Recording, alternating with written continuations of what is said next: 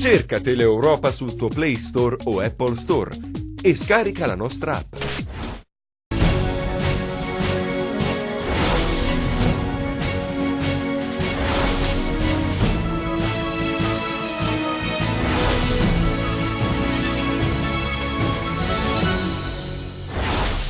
Dopo il sequestro disposto dalla Procura nel novembre 2016, riaprirà nei prossimi giorni il gruppo operatorio all'Annunziata di Cosenza. Sarà intitolato ad Antonio Petrassi. È stato sospeso per un anno l'insegnante di sostegno che avrebbe picchiato con schiaffi e pugni un bambino autistico a Polistena. Abitazione in fiamme a Corigliano. I vigili del fuoco mettono in salvo un'intera famiglia. Ingenti i danni all'abitazione. Il prefetto di Reggio presiede il vertice per l'ordine e la sicurezza pubblica a Platì. Si è parlato anche dello scioglimento dei comuni per mafia e della sanità nella Locride. L'amministrazione comunale di Cosenza sta per prorogare il periodo di sperimentazione da ZTL, concedendo un altro mese ai cittadini incappati nelle multe per aver attraversato i varchi attivi. Vandali in azione nel parco archeologico di Vibo Valentia. A distanza di 3 giorni dall'inaugurazione, tagliato il telo che custodisce i resti di un tempio. Il Comitato dei cittadini pro aeroporto di Crotone non parteciperà alla manifestazione del 9 febbraio promossa dai sindaci del territorio. Si dicono delusi alla politica e chiedono la riapertura dello scalo. Il Crotone punta sugli under e insegue Zanellato e Pinamonti. Il Cosenza sta per cedere l'attaccante Mendicino e Catanzaro ingaggia il centravanti Corrado. A Reggio arrivano Provenzano e Ferrani. Buonasera dalla redazione TG10, dunque la sanità in primo piano con le buone notizie per l'Annunziata di Cosenza, visto che riaprirà il gruppo operatorio dell'ospedale e sarà intitolato ad Antonio Petrassi. Sentiamo. Era il 14 novembre del 2016, i carabinieri dei NAS all'Annunziata di Cosenza sequestrarono 7 sale operatorie. Il provvedimento emesso dal Tribunale della città dei Bruzzi, a firmarlo il PM Donatella Donato dopo aver accertato una serie di carenze sotto il profilo igienico-sanitario. Oggi, dopo più di un anno, il gruppo operatorio riapre e sarà intitolato al professor Antonio Petrassi, pioniere dei trapianti in Calabria. Finalmente siamo addirittura d'arrivo. Entro il mese di febbraio apriremo le nuove sale operatorie in un unico gruppo operatorio. Il fermo ha consentito degli adeguamenti. Ci ha consentito di intervenire in maniera immediata sulla ristrutturazione delle sale operatorie che andavano adeguate. Nello stesso tempo abbiamo avuto qualche sacrificio, però siamo riusciti comunque a garantire l'assistenza. Circa 200 gli interventi in lista d'attesa a causa del blocco delle sale operatorie, ma rassicura il direttore generale, i disagi sono stati contenuti. Le sale operatorie hanno lavorato H12. Da lunedì a sabato. Altra buona notizia per l'Annunziata, banditi i concorsi, arrivate le domande, si parte con la preselezione del personale. Adesso ci stiamo attrezzando per fare il concorso di infermiere e di osso, che sono 12.500 domande di infermiere e 7.500 di osso. A breve faremo queste 2 procedure. Oggi abbiamo completato il concorso di tecnici.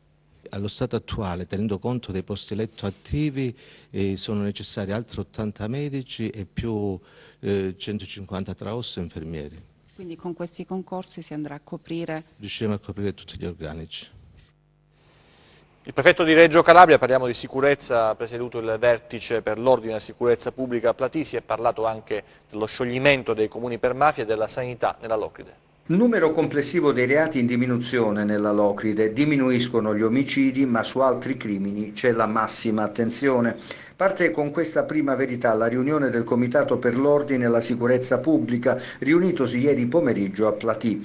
La scelta del paese preaspromontano, ha spiegato il prefetto di Reggio Calabria Michele Di Bari, che ha presieduto l'incontro, è maturata dal fatto che lo Stato vuole fare sentire la sua presenza ovunque. Platì è anche sede della scuola elementare di Amicis, dove il vertice si è svolto e di cui è preside Sebastiano Natoli, aggredito pochi giorni fa nella sede di Bianco da 2 persone. Oltre al monitoraggio sui reati, anche la sanità al centro dell'incontro. Dai sindaci che hanno partecipato ai lavori è arrivata netta la richiesta di dare ossigeno all'ospedale di Locri e alla sanità del comprensorio. Su questo hanno particolarmente insistito il sindaco di Locri Calabrese e il presidente del comitato dei primi cittadini Locri Dei, Rocca, che erano peraltro ascoltati in quel momento dal direttore generale dell'ASP di Reggio Calabria Brancati, che ha pure partecipato al confronto. A sorpresa il vertice ha visto la presenza di Don Ciotti, che il prossimo marzo diventerà cittadino onorario di Locri. Ai lavori ha dato anche il suo importante contributo il vescovo di Locri Gerace, Monsignor Oliva. Interessante lo scambio di idee tra il procuratore facente funzione di Reggio Paci e la vice sindaco di Siderno, Anna Romeo, tema del confronto, la legge sullo scioglimento dei comuni. Molte cose vanno riviste secondo la Romeo, ed è proprio di ieri la notizia che la commissione d'accesso che 3 mesi fa si è insediata a Siderno potrà lavorare per altri 90 giorni per verificare gli atti deliberati dall'amministrazione comunale del centro ionico. E a proposito di scioglimento dei comuni per mafia, si è insediata la commissione straordinaria a Cirò. Non è l'unica novità che riguarda le conseguenze dell'operazione Stige. In seguito allo scioglimento del Consiglio Comunale di Cirò Marina, deliberato dal Consiglio dei Ministri il 19 gennaio scorso, oggi si è insediata la Commissione straordinaria per la provvisoria gestione dell'ente. La commissione è composta dal prefetto Giuseppe Gualtieri, dal viceprefetto Francesco Zito e dal funzionario economico Gianfranco Ielo, ed opererà nelle more del decreto di scioglimento del Presidente della Repubblica e sino a un massimo di 90 giorni. Il 9 gennaio scorso, nell'operazione Stige, condotta dai carabinieri del ROS sotto le direttive della DDA, erano stati arrestati il sindaco Nicodemo Parrilla, che era anche il presidente della provincia di Crotone, il vice sindaco Giuseppe Berardi e i consiglieri Roberto Siciliani, già primo cittadino, e Giancarlo Fuscaldo, già presidente del Consiglio Comunale. Intanto, il Tribunale del Riesame di Catanzaro ha scarcerato l'ex assessore ai lavori pubblici del comune di Mandatoriccio, Filippo Mazza, nei confronti del quale era stata eseguita un'ordinanza di custodia cautelare in carcere nell'ambito della stessa operazione. Vandali in azione nel parco archeologico di Vibo Valentia. A distanza di 3 giorni dall'inaugurazione è tagliato il telo che custodisce i resti di un tempio. Vediamo. Vandali si sono accanuti contro le tensostrutture realizzate nel sito archeologico di località Cofino, a copertura dello scavo di notevole interesse storico-artistico avviato sul sito dell'antico tempio di Persefone nell'ambito della campagna di valorizzazione del parco archeologico di Vibo Valentia. I vandali si sono accaniti sui teli di copertura con un oggetto tagliente, probabilmente un coltello, assestando tagli netti che ne hanno irrimediabilmente compromesso la funzionalità. Hanno fatto un danno, hanno espresso una cattiveria nei confronti di tutta la cittadinanza, non soltanto di noi che abbiamo operato, ma veramente in condizioni proibitive, perché abbiamo lavorato sabato e domenica, abbiamo lavorato col fango, ci sono state persone che hanno lavorato con la febbre per far sì che venerdì, quindi domani, questi lavori venissero completati. Quel che ha creato sospetto è anche la scelta di tempo dell'azione vandalica. I lavori ripresi ad ottobre si sarebbero conclusi tra 3 giorni. È stata fatta una denuncia sia alla polizia che ai carabinieri, dove appunto abbiamo dovuto constatare i danni che sono stati fatti da queste persone. Il giorno della sorpresa, però subito dopo è ricominciato il lavoro come per accettare la sfida, diciamo. Certo, noi siamo qua e continueremo ad essere qua finché questo sito non verrà reso fruibile a tutti. È ovvio, abbiamo avuto un momento di sconcerto, di sconforto. Ieri è stata una mattinata veramente difficile per noi operatori sul campo, però oggi siamo qui, ci siamo già rimboccati le maniche, il nostro lavoro andrà avanti finché questo sito non sarà restituito a tutti. Perentorio e secco il giudizio del sindaco. Questa è una situazione che va in qualche modo repressa nel modo più duro. Il vandalismo va represso nel modo più duro. Altri fatti, altre storie, i nostri 100 secondi di cronaca, vediamo. Un insegnante di sostegno, il servizio Istituto Comprensivo Brogna di Polistena, è stato sospeso per 1 anno dal servizio perché è accusato di aver picchiato con pugni e schiaffi un bambino autistico di 7 anni. Il provvedimento è stato emesso dal CIP di Palmi, Barbara Borelli, su richiesta del PM della Procura Anna Pensabene. L'insegnante, indagato per maltrattamenti, ha attuato in più occasioni, secondo quanto riferisce un comunicato della Procura di Palmi, comportamenti aggressivi e prevaricatori nei confronti dell'alunno, interloquendo con lui con un tono aggressivo e minaccioso. Le indagini sono state condotte dalla sezione di polizia giudiziaria della polizia presso la Procura sulla base di una denuncia presentata dal padre del bambino, che aveva raccolto le sue confidenze. Il contenuto della denuncia è stato confermato dalle riprese effettuate con telecamere nascoste nell'aula frequentata dal bambino, maltrattato, e dalle intercettazioni ambientali. Paura questa mattina a Corigliano per un'abitazione in fiamme. Sul posto sono intervenuti i vigili del fuoco e i carabinieri. Secondo una prima ricostruzione dei fatti, le scintille propagatesi da un caminetto avrebbero fatto incendiare una coperta. Per fortuna le persone che occupavano l'abitazione sono riuscite ad uscire in tempo, tra loro anche un anziano. I danni al fabbricato sarebbero rilevanti. I carabinieri hanno arrestato a Gimigliano un uomo di 37 anni con l'accusa di avere picchiato la moglie procurando le lesioni per le quali la donna è stata costretta a ricorrere alle cure del pronto soccorso dell'ospedale pugliese. I militari sono intervenuti dopo che la donna, in preda al panico per l'aggressione all'opera del marito, ha telefonato al 112. L'uomo, secondo quanto riferito ai carabinieri, ha precedenti specifici e ha continuato ad insultare e minacciare la moglie anche in presenza dei militari, ammettendo di averla picchiata perché, ha detto, se lo meritava. La vicenda dell'aeroporto di Crotone, la manifestazione prevista per i giorni scorsi è stata spostata al 9 febbraio, ma i cittadini che fanno parte dei comitati non parteciperanno, sono delusi dalla politica. Sentiamo. L'aeroporto di Crotone è vitale per l'economia del territorio. I collegamenti rappresentano l'ossigeno che al momento manca per un'area della Calabria ad alta vocazione turistica. Fin qui tutti d'accordo. Nel merito però istituzioni e il comitato di cittadini che si è costituito a difesa dello scalo hanno posizioni diverse. Il problema serio è che le istituzioni sono assenti. Non è possibile che dei cittadini che siano costituiti in comitato debbano far presente che noi siamo stati isolati dal mondo e nessuno se ne è accorto. In estate a Crotone ci hanno tolto i treni, le strade e l'aeroporto. Il comitato non parteciperà alla protesta in programma il 9 febbraio alla Mezzia Terme. Noi abbiamo partecipato a diversi tavoli per organizzare la manifestazione, ma a tavoli si è parlato tanto, ma organizzativamente nulla. E allora noi, come cittadini, cosa dobbiamo fare? Si teme, dopo la lunga assenza, solo l'effetto campagna elettorale. Chiediamo che la SACAL, che è diventato l'unico gestore, si attivi concretamente sullo scalo di Crotone, perché l'ENAC gli ha dato un bene demaniale, un bene che deve gestire nel migliore dei modi, non può trovare scuse. Deve trovare un vettore, una compagnia, e questa compagnia dovrebbe essere low cost, perché a Crotone la situazione non è florea, per cui i cittadini hanno bisogno di essere collegati al mondo, visto che non abbiamo né treni né strade. Vogliamo anche ribadire alla politica che è assurdo che adesso che siamo in campagna elettorale inizi a fare campagna elettorale su un problema serio. Cioè, per tanti anni sono stato in silenzio, per 11 mesi non hanno ascoltato noi cittadini, adesso iniziano a parlare tutti di aeroporto. Saranno probabilmente graziati i cittadini di Cosenza che non hanno compreso o hanno trasgredito comunque le regole della nuova ZTL, la zona a traffico limitato, lo ha detto ai nostri microfoni l'assessore Spataro. L'amministrazione comunale viene incontro alle richieste dei cittadini e di consiglieri comunali in merito.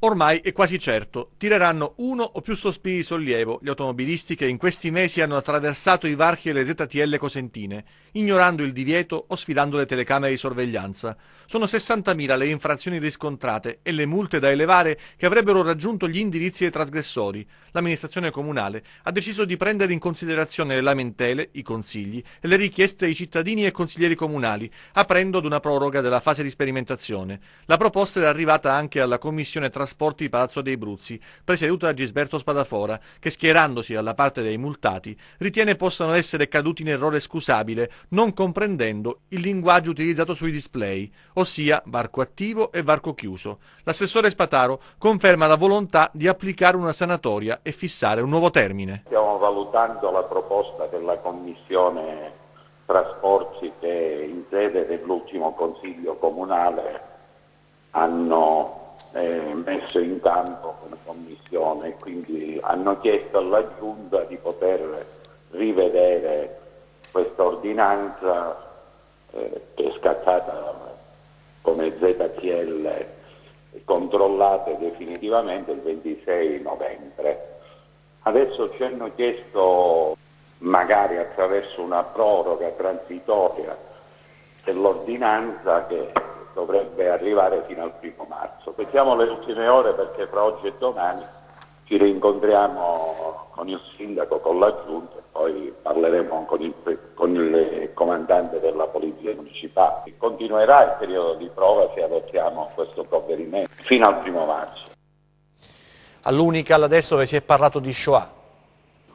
Una lezione sull'antisemitismo e sulla democrazia. Così l'Università della Calabria quest'anno ricorda la Shoah, un evento in collaborazione con l'Ambasciata di Israele in Italia, l'Ufficio Scolastico Regionale per la Calabria e la rete universitaria. Organizziamo il Giorno della Memoria all'Università della Calabria ormai dal 2007 e questo convegno, diciamo, si è un po' modificato nel corso degli anni. All'inizio era sostanzialmente un convegno di carattere scientifico-storico. Successivamente però questo convegno si è un po' trasformato in una occasione nella quale studenti di tutta la Calabria, con la collaborazione appunto dell'Ufficio Scolastico Regionale, vengono da noi e la giornata è organizzata sempre con un paio di presentazioni, lezioni su temi generali, cercando di essere però non semplicemente rievocativi o ripetitivi, ogni anno affrontare problematiche nuove connesse alla Shoah, all'antisemitismo, al razzismo. Oggi all'Unical presenti oltre 600 studenti provenienti da tutta la regione. Un sodalizio ormai consolidato nella convinzione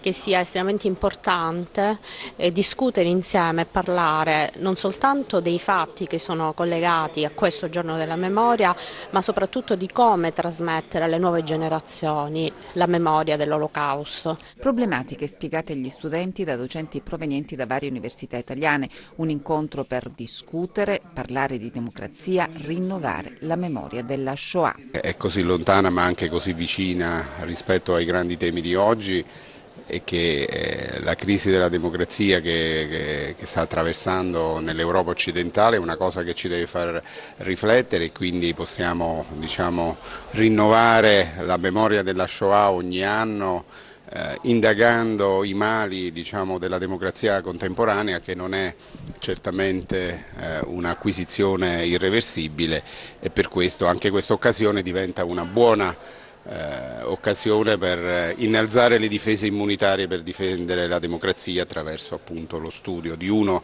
degli episodi più gravi, più incredibili dell'Europa cristiana. Adesso vi mostriamo delle immagini appena arrivate in redazione. Si tratta di un incidente che si è verificato sulla nuova variante della statale 106 nel Catanzarese, in uscita da Santa Maria, coinvolti come vedete un camion e un'autovettura. Ci sono stati dei rallentamenti, sul posto c'è la polizia, ma non ci sono al momento notizie riguardanti feriti, e speriamo che venga confermato questo dato. Le immagini sono però eloquenti sulla gravità di questo incidente avvenuto, lo ripeto, sulla statale 106, la nuova variante, in uscita da Santa Maria nel Catanzarese, con un'auto e un furgone che sono stati coinvolti. Maggiori dettagli nelle prossime edizioni. Torniamo in studio, cambiamo argomento, parliamo di sport. Anna Franchino apre la solita finestra sul calciomercato che ci sta accompagnando nei giorni, con i movimenti delle squadre calabresi, dalla Crotone di Serie A alle Calabresi di C.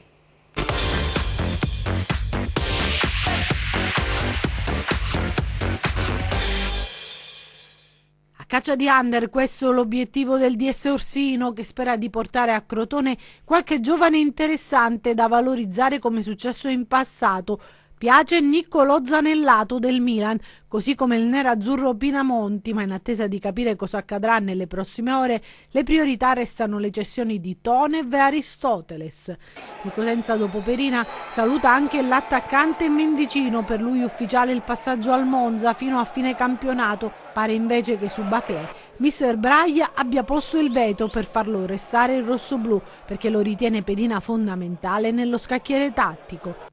Eccolo invece il portiere Zommers che mostra la maglia all'obiettivo. Proveniente dal Parma Calcio, l'estremo difensore classe 97 ha firmato un accordo fino al 30 giugno 2018. Nella prima metà di stagione ha vestito la maglia del Pordenone, mentre nello scorso campionato ha militato tra le fila del Parma, collezionando 20 presenze fra campionato e Coppa Italia di Serie C. In uscita anche Pinna, appetito dalla Carrarese, ma il rossoblù potrebbe arrivare il terzino sinistro Ramos dal Parma. Attivissimo sul mercato il Catanzaro, che ha chiuso il cerchio ingaggiando dal Matera il centravanti Corrado. Continua ad allenarsi anche l'Under Cason alle prese con un malanno alla caviglia che ne ha impedito sino ad oggi il tesseramento. Dovrebbero lasciare il gruppo invece Lukanovic, Anastasi, Sirri ed Icardi, quest'ultimo richiesto dalla Virtus Entella. Piace l'ex Cosenza Coletti al DS Doronzo, ma bisognerà valutare l'aspetto economico. Intanto il neoacquisto De Giorgi si dice pronto a debuttare domenica al Ceravolo con il Bisceglie. So che mi ha voluto lui fortemente, lui insieme al direttore, e quindi già ho delle responsabilità, perché comunque quando ti acquista una società vuol dire che stai vedendo qualcosa di importante verso di te, quindi devi ripagare la fiducia. Nello stesso tempo devo ripagarla sia al direttore, ai due direttori che al mister, che hanno voluto fortemente il mio ingaggio, quindi doppia responsabilità, ma non mi fa paura questa cosa, mi prendo la responsabilità tranquillamente come ho sempre fatto, e una cosa è certa, che comunque ho sempre messo il massimo impegno in campo, poi ci sta che uno faccia bene, faccia male, l'importante è mettere il massimo impegno. A Reggio invece è fatta per Provenzano e Ferrani, doppio colpo per gli Amaranto, un centrocampista e un difensore che vanno ad arricchire la rosa di Maurizi. Restano ancora dei vuoti da colmare, ad esempio in avanti, dopo la partenza di De Francesco, mentre piace il difensore esterno De Vito e il centrale difensivo Terigi. Possibile uno scambio con il Catania, che cederebbe Khalil al posto di Porcino. Il rende invece con la testa alla sfida con il Lecce. Vediamo invece le previsioni del tempo per le prossime ore.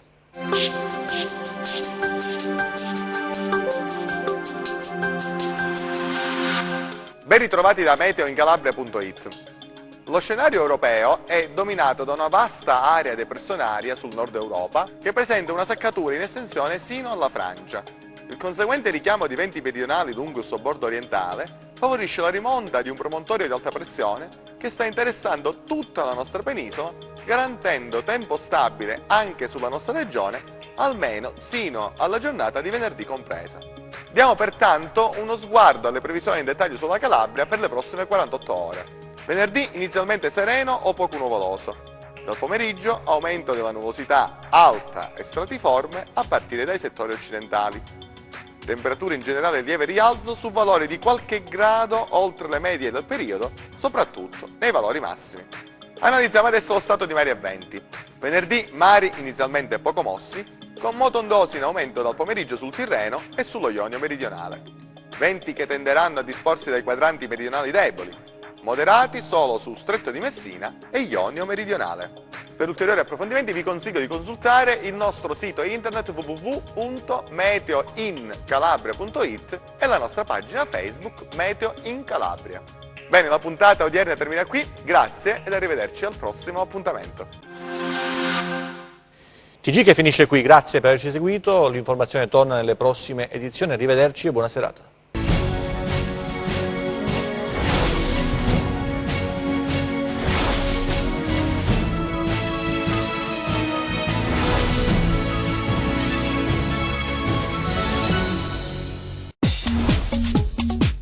Cerca Teleeuropa sul tuo Play Store o Apple Store e scarica la nostra app.